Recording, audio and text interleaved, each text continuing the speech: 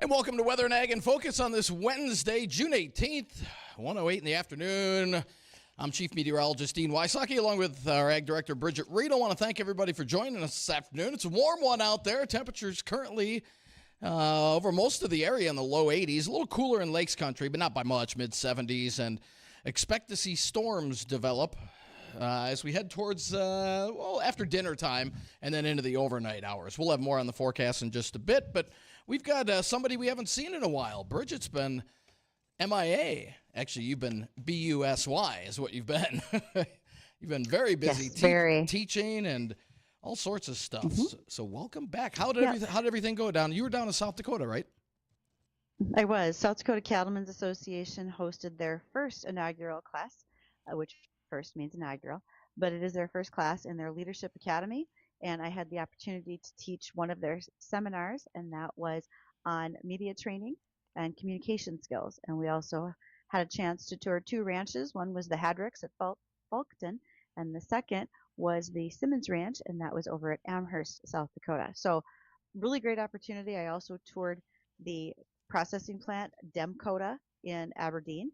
Demcoda, we followed it right along from the time that cattle arrived on trucks at the pens, went to the end of the line where they came out the other side in plastic shrink wrap packages, froze solid. So we saw everything from the start to the finish on the processing. They run about 1,400 head of cattle through there on a daily basis. So it's a great operation, supplies quite a bit of beef to restaurants and grocery stores, etc., in our region. So if you're curious where your beef is coming from, Demcoda will tell you that it's happening right there in Aberdeen, South Dakota. About 900 people per shift at that processing plant. Wow. It was really great.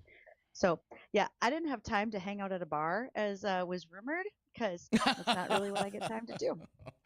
Well, now who starts those rumors? Addison? Mm. Can't accuse me of things while I'm not at my mic. Yeah. Right.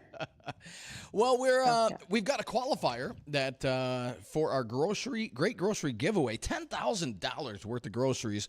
And today's qualifier, Dave Nelson of Moorhead. Dave, you've got 9 minutes and 70 seconds to give us a call, 701-293-9000. Again, today's qualifier, Dave Nelson of Moorhead. If you know Dave, let him know. I know our yesterday, Bridgette, we had our qualifier called in just in the nick of time, and he wasn't near any radio or anything like that, but he said his phone blew up with a bunch of texts from his friends letting him know, hey, you got a call. So again, if you know Dave Nelson in Moorhead, let him know and have him give us a call to qualify for that $10,000 grand prize in groceries. If you know any Dave Nelson, give them a text message, because I don't know which Dave Nelson it's supposed to be, but you might want to let them all know. Yep. Just in case it's one of them. That would be best. This one's in Moorhead. I'm sure there's more than one in Moorhead too. That's but Dave. Indeed. And go ahead, Bridge. You're going to reach him on that JLA insurance phone line again of 701-293-9000. We greatly appreciate folks calling out, not just when it's time for qualify for someone like Dave Nelson, but also when you have questions for us on air, you can reach us again, JLA insurance phone line, 701-293-9000. You'll also be able to send us emails, weather or ag@flagfamily.com. And you can be following along today and watching what's happening. And that would be on Facebook or YouTube under Weather and Ag in Focus, which is part of WDAY and Acres TV. And we're getting closer and closer to joining folks live at Baltic, South Dakota on July 31st. That will be Ag PhD's Field Day. And for those of you who are avid Acres TV watchers, you'll be able to meet us and so many others who are a part of that Netflix for Agriculture done by the Hefty Seed Company out of Baltic. All right. And I just got a message here, Bridgette. I don't think, you know, our listener, John, he said there's been several people reported that Bridgette was in Cabo and not really down in South Dakota. So I mean, John's a pretty reputable guy. Well, the video I made yesterday in a pasture, I guess I did 2 of them, probably doesn't look a lot like Cabo to most people. Yeah. Green pastures, cows, etc. Yeah, sorry, John, they don't have that in Cabo. So not really. No. Well, we've got storms in the forecast, and we're looking at the possibility of some severe weather coming our way over the next couple of days as heat and humidity start to increase. In fact, we're looking at a few of those cumulus clouds building up here outside this afternoon, and that will continue into the evening hours. And I think after supper time, after about 6 or so, we'll start to see scattered storms develop across the area. And some of those could pack a little punch tonight. We'll bottom out in the upper 50s after topping out in the mid-80s today. And then by tomorrow morning, everything should be cleared out of here, and then we'll see plenty of sunshine tomorrow. We'll, again, see, like today, afternoon clouds billowing up. And a little more heat and humidity tomorrow, about 87 tomorrow. And once again, storms develop by late in the day, more so into the evening and overnight hours. And some of those could be on the strong to severe side, but a better chance of severe weather. I hate to say widespread severe because we're not exactly sure how widespread or how many storms are going to develop on Friday, but the ones that do develop will likely be severe in our area, and that would be a Friday evening, Friday overnight event as the humidity levels really increase on Friday. Friday's just going to be uncomfortable with dew points in the mid to upper 60s and temperatures right around 90. The weekend looks pretty hot. Low 90s on Saturday, right around 90 on Sunday. Looks like a cold front will hit Sunday evening, and then rain and storms Sunday night into Monday with much cooler weather heading our way only in the 70s to start off next week. In terms of precip, how much are we going to get? Anywhere between about between now and the start of the weekend, about a half inch to an inch of rain. Again, if you get under any one of these localized storms, that particular area could get a little bit more than that. But in general, about a half inch to an inch of rain as we head through the rest of the week. And again, we could still use the rain. So especially when you get these hot days, you're getting a lot of evaporation out of the ground, and we need to get some more back in, and there'll be some on the way. Just hopefully we don't have anything too bad in terms of severe. And it looks like the main threat on Friday evening, Friday night would be damaging winds and large hail would be the main threat with that. Well, I can tell you that we do want to be cautious of how much rain and so forth could happen. I've seen a lot of damage pictures from high winds in Hettinger, North Dakota. They had somewhere in the neighborhood of 100-mile-an-hour winds. We're talking smashed windshields on vehicles, grain bins that have been crushed, all of those things. Yeah, they got hit pretty hard a few nights ago, and that could easily, I could see that being repeated in the eastern part of the state here. Friday evening, Friday night. Okay. That's one of the things I'm kind of worried about. So, tornadic threat looks to be pretty low, but the damaging winds that was widespread out west. Yeah, Watford City, Hettinger, all those areas got hit pretty bad. Additionally, we saw the area of northeastern South Dakota that I was in yesterday. I saw those areas that had gotten anywhere from 5 to 7 inches of rainfall, and it's fairly flat there. Not all of it. There's some rolling topography, but in certain places it's fairly flat. You get 7 inches of rain on an area that's not heavily drain tiled, you have a lot of standing water, and you had young corn. And yesterday it got to be about 82, 83 degrees, and I think it was again on Monday. That's almost like turning the stove to simmer with a pot of water and making those corn plants sit in that heat, and they are literally unable to breathe in any oxygen because the water's holding over the plants. So we are going to see some loss on corn acres in a few areas. Just so happened at my hotel, there were a lot of folks there who were in for training with crop insurance as crop adjusters. They were saying, yep, we're starting to already go out and look at some of those fields for crop loss. And that's completely separate from the heavy rainfall that areas of the country have seen, like we've talked about before, northern half of Arkansas, western New York, where those guys aren't even getting a crop planted. They're maybe 50% planted. And we're certainly seeing that as well still in Illinois and parts of Missouri. So hang on to your hats, folks. It's going to be a wild summer ride of weather.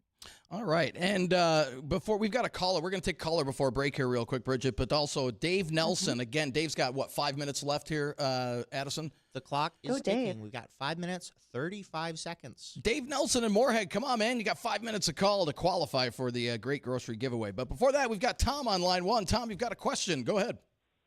Yeah, I got a question for you, Dean. So the hail that fell in Shepherd, Montana yesterday, the 6 to 8 inches worth. I saw that. How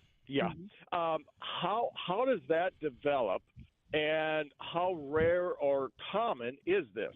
That's a good question. Now you're talking explain that again. How hail develops? Is that what you're asking, or how hail that large develops? Well, that amount that would fall, that amount. I mean, they were almost using snow plows to plow it off the roads. Yeah. It was, you saw the pictures. Yeah. Yep. So, easy answer on that is in thunderstorms, you get very strong updrafts and downdrafts inside of a thunderstorm. Right.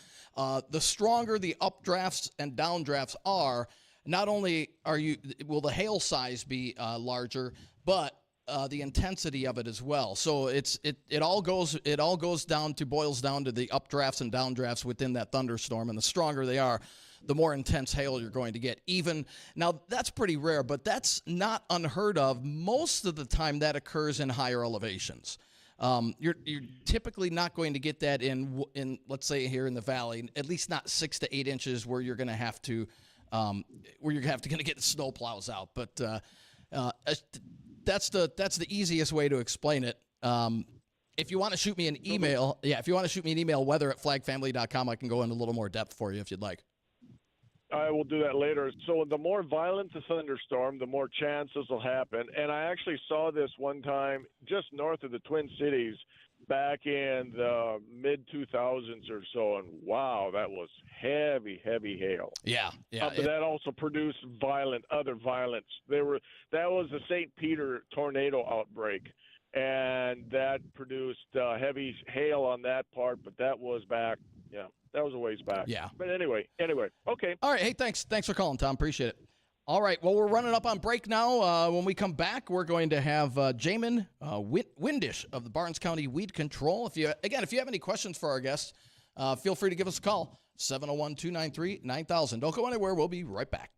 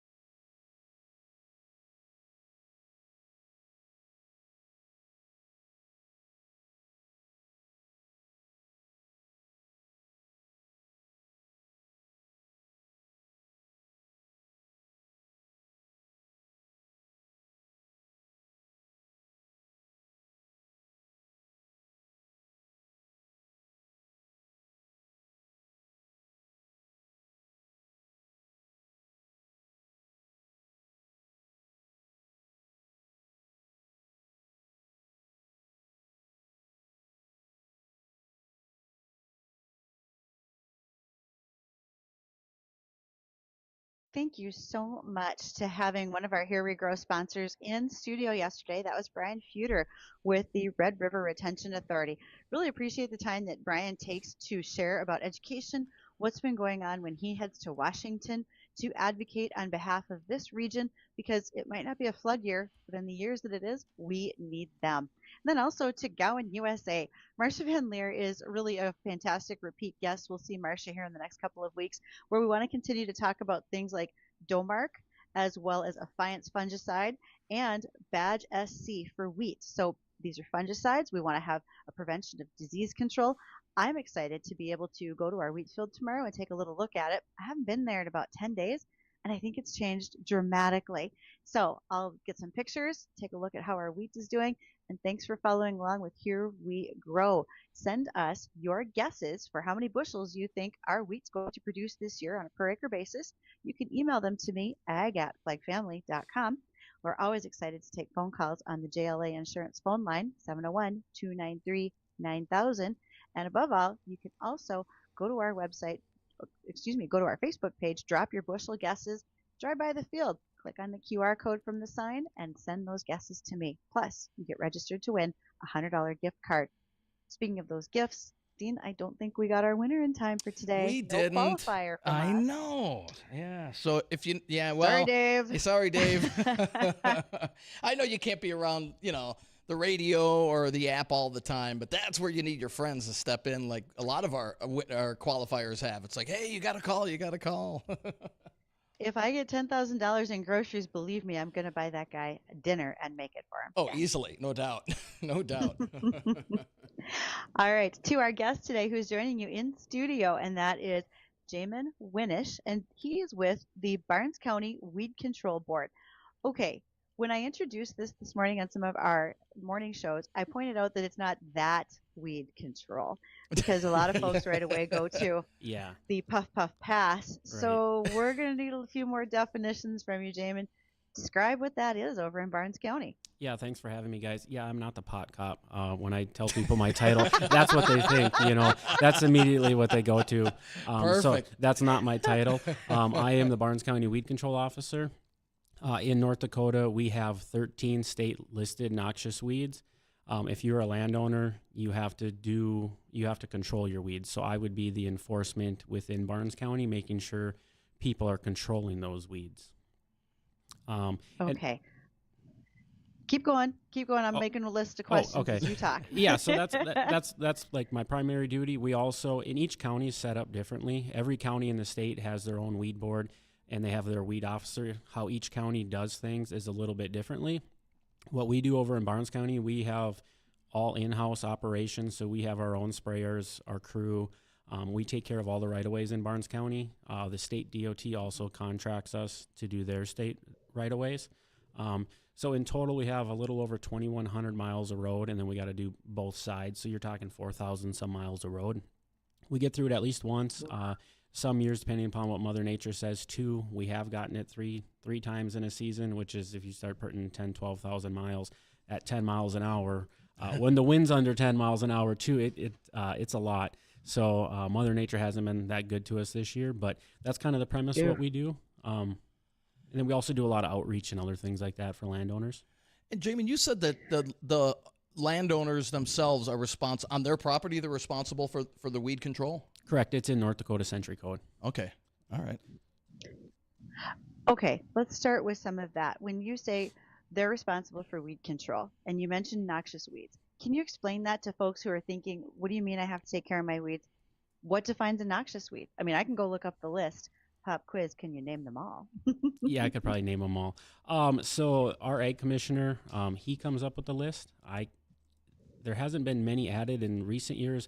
The 2 that were added, previously were Hound's Tongue and Palmer Amaranth. I'm sure you guys talked about Palmer on here quite a bit once it started moving in. So he makes a determination, the ag department does. He talks to NDSU and other people, and what he determines is a noxious weed. On the county level, we can have our own noxious weed list. So if you have... Oh. Yeah, so you can make a localized one. So if you have problems... you kind of got to go through the chains. The county commissioner's got to sign off on it, and then ultimately the ag. commissioner would sign off on it. So there's other counties, they have like baby's breath, and out west they got water hemp because they don't really have a lot of it like we do on the eastern side. So they want to like stop it from coming in. So once you have it on the county list as a county weed officer, then you have the legal authority, you know, to make sure people are controlling these weeds. Because go ahead. When you said noxious weeds, to define that to someone who's listening and isn't familiar, these are weeds that are out of place, but also can take away from our grazing, our cropland, and they are tough to control. Cattle don't eat them, wildlife don't eat them, that type of thing, correct? Correct, yep. They pose a huge issue. They're not supposed to be here. It's not like your native plants. They're not from around here, and you know, like you said, nothing. You know, cattle don't eat them. You know, like purple loosestrife, if it gets in like a waterway system, it'll completely choke out, you know, the cattails. They can change the entire ecosystem, and they can change your entire operation, whether you're farming or ranching or, you know, things like that. This is all going to make a big difference as our conversation continues, knowing what a noxious weed is and so much more. We're going to talk about, you know, some of the things like, how do I know if I'm in compliance? What if I need someone to come spray for me? And is that something that I can contract your county weed board or your county weed organization to do? But let's do that after we touch on our bottom of the hour news. Don't go anywhere. We'll be right back.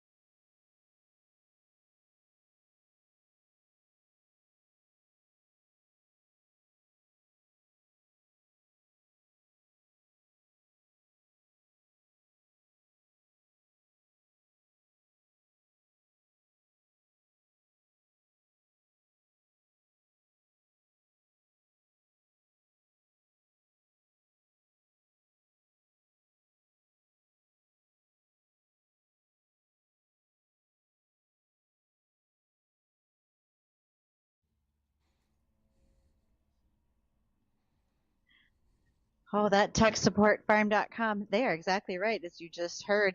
Frankly, I heard Chris speak last week, and he talked about instances where he can help to secure your information and data, and then also make sure that if something happens, a change in employee at your farm or agribusiness, he can be a part of that to make sure that you don't have any losses to finances, crop, or other things. So check out techsupportfarm.com.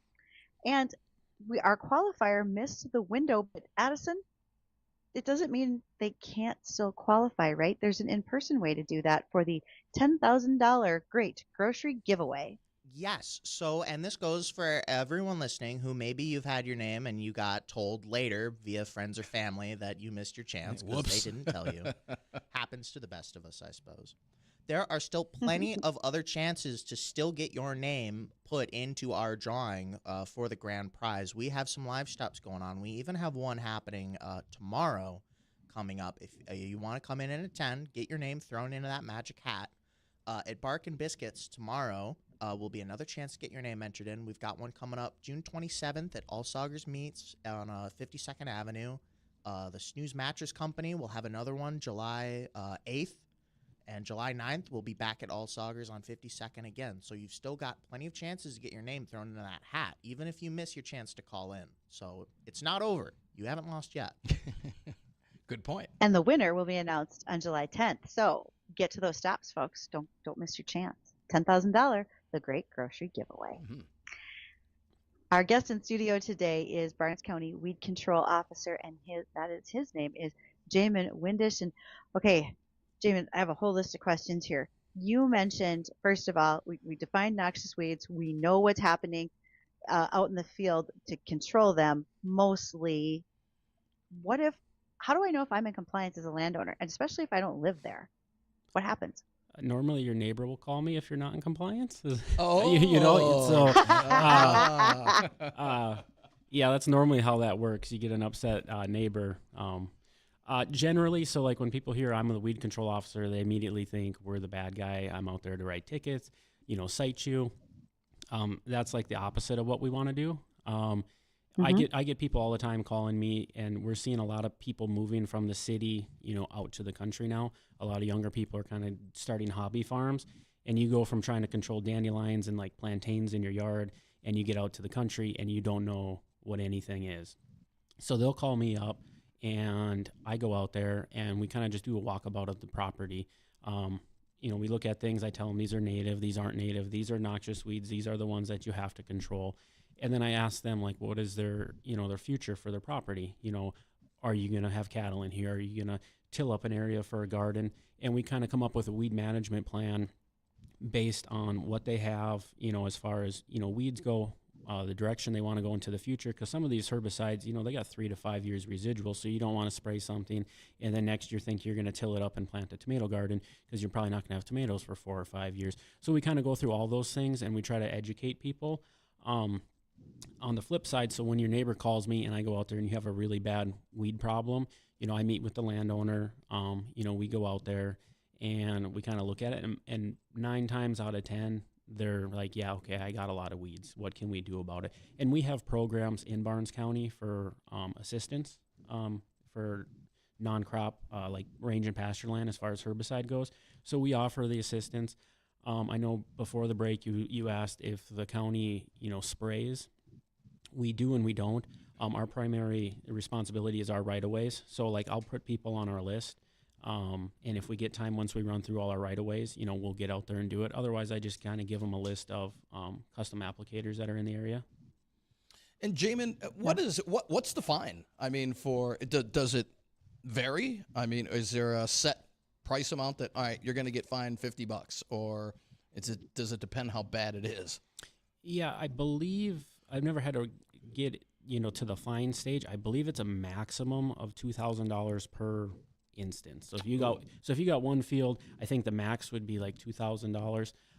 It can come down to where you're not going to do anything. I do the whole legal route. I give you the notice of control, and if you don't do nothing, we can come in and spray it, or we can hire somebody to spray it, and then you get that bill basically as a fine, and it gets assessed to your taxes. So you have to pay it, one way or the other when you pay your taxes. but I believe the maximum I think is $2,000 per instance. But I've never had to.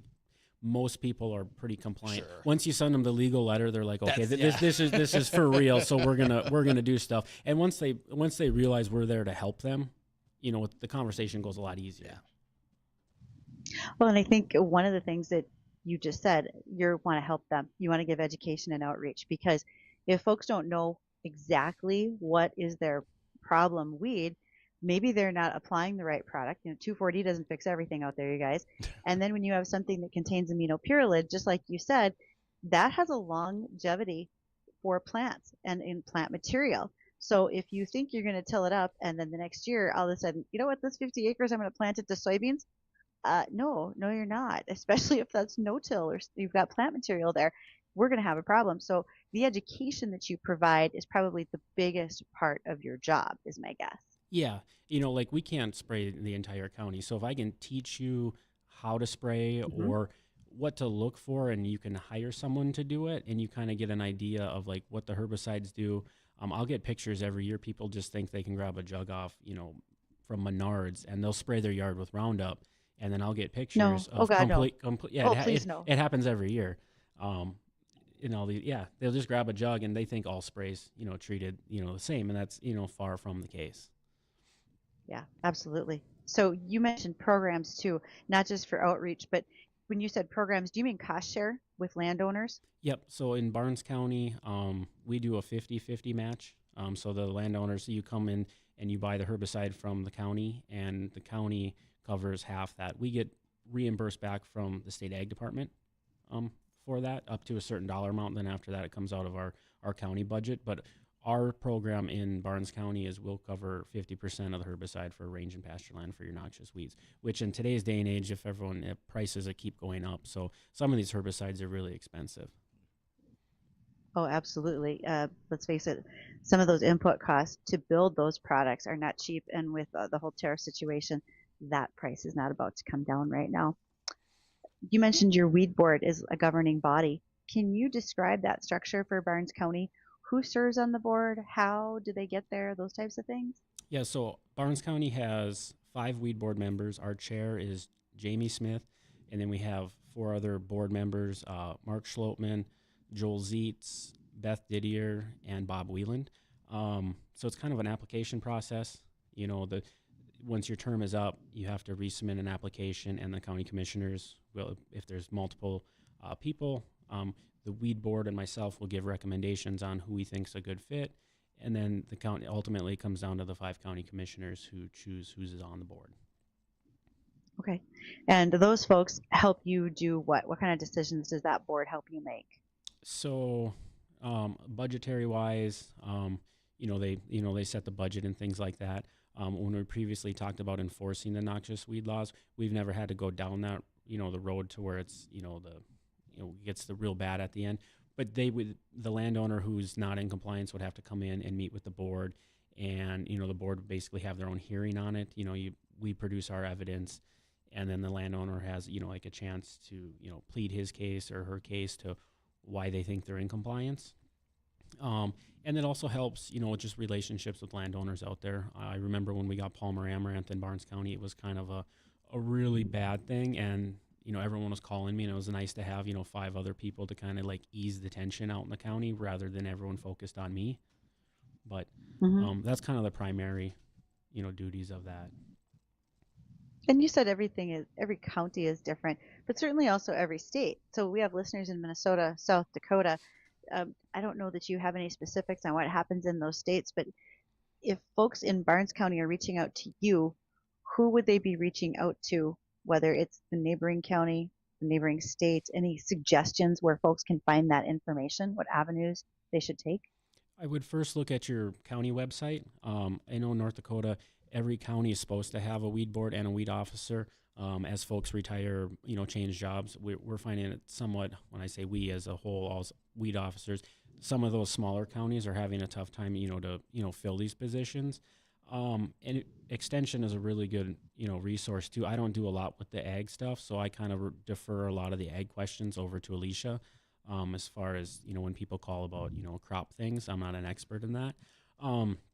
But I would, like I said, I would probably start with your county. See if you have a weed board. See if you have a weed officer. If you don't, maybe go to extension. I would assume most states have extension officers. I can't, talk as far as weed control in other states. But I know North Dakota. If you can't find a weed officer, I would talk to extension. Sometimes extension plays both roles. They are the weed officer and the extension agent in your county. They're a really good resource. And if you still can't find anybody, look me up and I will try to, find someone for you. I know a lot of folks in a lot of different places. One of the other terms that you mentioned that folks might not be familiar with was state's DOT right-of-way. So what constitutes a state's Department of Transportation right-of-way in North Dakota? So any of your state roads like 94, 29, Highway 46, so the state owns that right away. So they are ultimately responsible for the weed control in their right away. They just contract Barnes County to do the spraying because we're already there. We wouldn't have to if we didn't want to. They would either have to do it themselves or find another contractor to do it. So any like state road, those right of ways are the responsibility of the state DOT.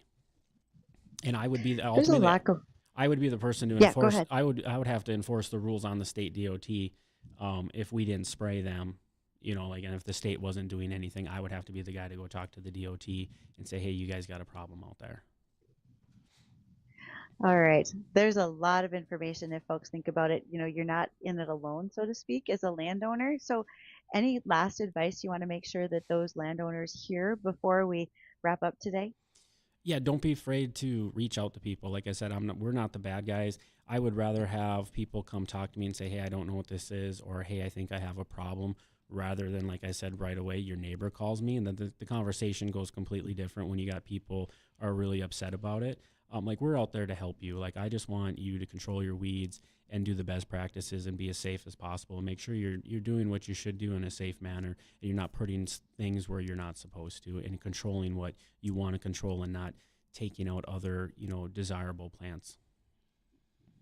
Don't forget your personal protective equipment, folks. Yep. No doubt. No doubt. Well, Jamen, thanks for joining us. We appreciate it. Yeah, thank you guys. Yeah, no problem. And when we come back, we will have our Wednesday weather trivia to give away one of our beautiful rain gauges. We'll have the trivia question for you coming up right after the break.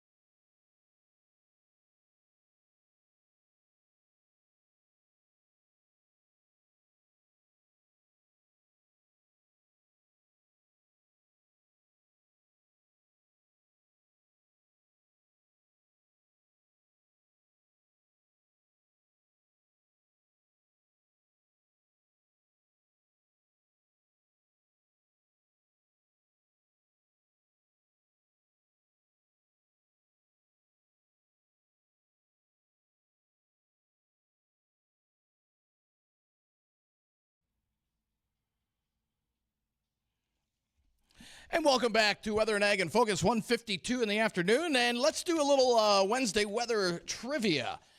Be the first caller with the correct answer at 701-293-9000. You'll receive one of our beautiful heavy-duty rain gauges. Only thing is, you got to report rainfall to us because the more we have out there, the more information we get, and then we pass that along to the National Weather Service. So today's weather trivia question is, it's going to go back to our first caller about hail.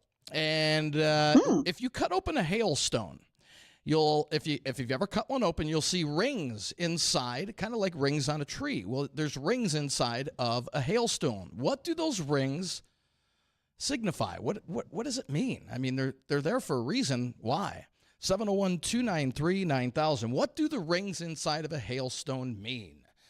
And again, should I give you my snarky answer? Sure. Let's hear it. I hate to encourage bad behavior, but I suppose that's how many chemtrails it fell through on its way to Earth. Oh, where's Michael? Is Michael in the house? I don't know. But look at Bridgette do that with a little attitude today. I like it. But so we got a caller on line one. Caller, can I get your name, please? Grant. Grant, what do the rings inside of a hailstone signify? I'm digging into my subconscious mind now. Okay. Trying to pull this up. I'm guessing it signifies the hardness of the hail. It does not. No, I'm sorry, Grant. That's a good. That's a good one. I know it isn't age, but yeah. Okay. All right. Good try. Good try. All right.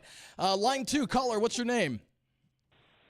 Grant, what's the range inside of it? Hello, caller. Line two. What's your name? That's Carmen. Yeah. And what is your guess? What do the rings inside of a hailstone signify?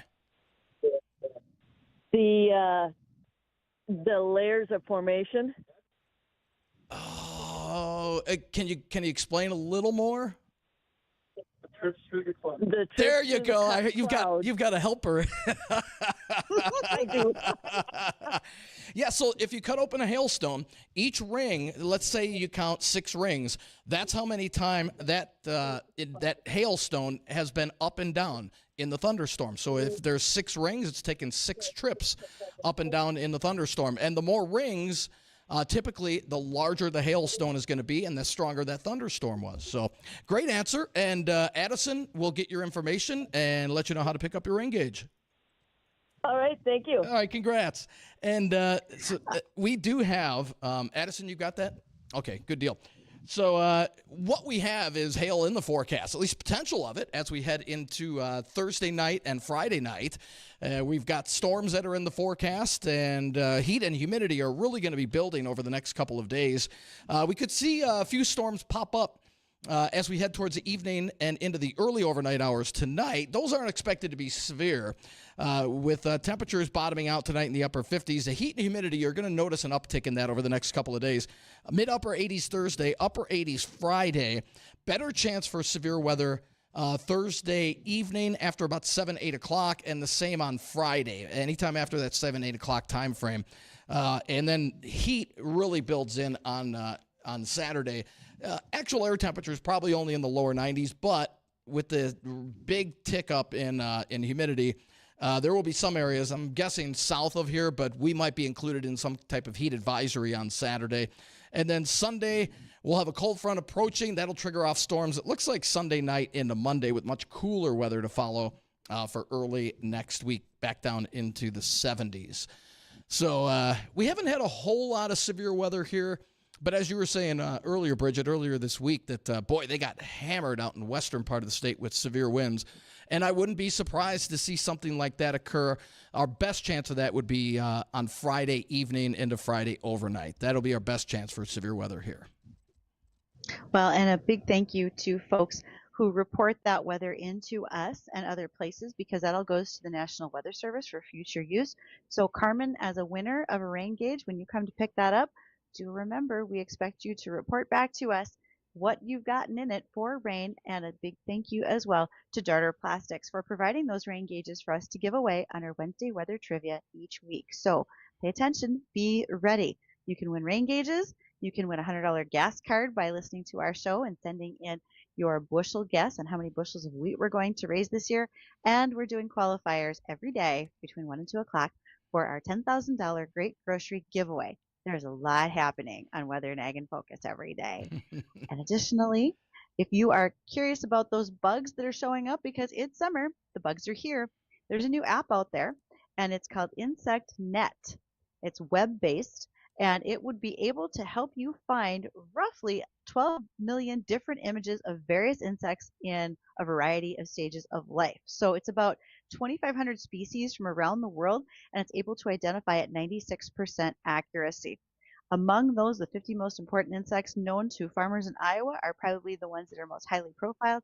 There's 500,000 images of insects just from that area alone. So if you're interested in identifying what's in the field, because sometimes we see new pests arrive, great to use an app like this. And I had a listener question earlier today wondering who would be a great bird expert. So I guess I'm looking for an ornithologist, someone who's got great expertise in birds. I can find entomologists. I know soil scientists. But if you know somebody who is an expert in birds, whether maybe it's the Audubon Society or other, send me some information. You can reach me at email, ag@flagfamily.com, and I'll put you in touch with our listener so that we can get that problem solved as well. Like to be able to help everybody out. Y'all ask great questions, which we truly appreciate. Excellent, excellent. Well, I want to thank everybody for joining us this afternoon on Weather and Ag in Focus, and congratulations to our winner of the rain gauge as well. Don't go anywhere. The Jay Thomas Show, it's coming up next.